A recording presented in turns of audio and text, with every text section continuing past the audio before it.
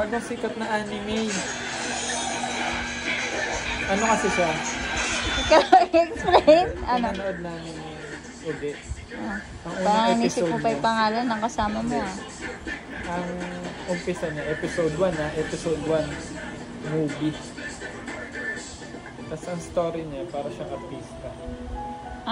Tapos idol, parang sa Japan. Tapos idol, tapos siya yung pinakasikat ng idol na bata pa siya, parang 18 years old.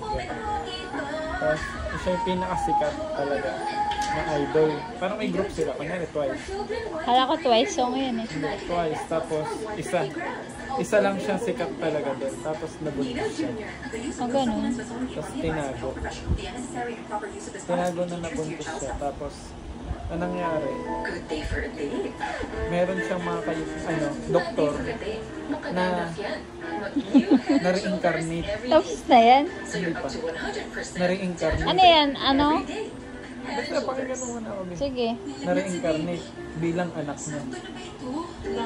Anak niya? Oo. Yung doktor niya, habang buntis siya, namatay. Parang may pumatay. Tapos, na-reincarnate bilang ng anak niya. Tapos, ang anak niya kambal. Tapos ngayon, di ba, artista nga siya. Tapos, walang may alam na anak.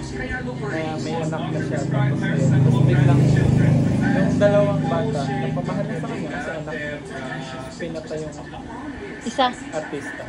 Pinatay ng anak niya? Hindi, pinatay artista ng isang fan. Ganun. Tapos ngayon, di ba yung isa doktor na na-reincarnate? Tapos walang may alam nun. Tapos ayun yung story, dun iikot na nagkaroon ng idea yung batang lalaki. Lalaki yung doktor. Na ang pumatay doon sa nanay niya, nasa industriya. Tapos papasok sila lahat. Hanapin nila yung pumatay. Hanapin niya. Siya lang may alam. Yung kapatid niya hindi alam. Tapos ngayon, nag-artista sila. Pasok sila sa artista school. Tapos so, ang dami nangyayari talaga. Tapos may mga, makikita mo dun kung paano nagiging artista sa Japan. Tapos ayun yung pinakasikat na sayo niya. Hindi ko siya nakausap. Bakit ako sa'yo? Nasa abroad ang mga pinakanggang ko. Kaya wala sila dito. Hindi nanonood ka ng sikat. Hindi na ako nagpupunta. Hindi mo naman sinabi eh. Maganda to, pinanood ko to. Oo. Ikaw lang nanonood. Ngayon sa'yo, artista.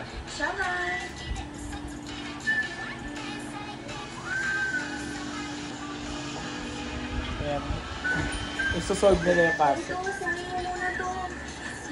Hindi naman ito sa'yo eh. Ayan o. Nagpapanggap siya. Gi-search mo dance. Papalitan ko na doon.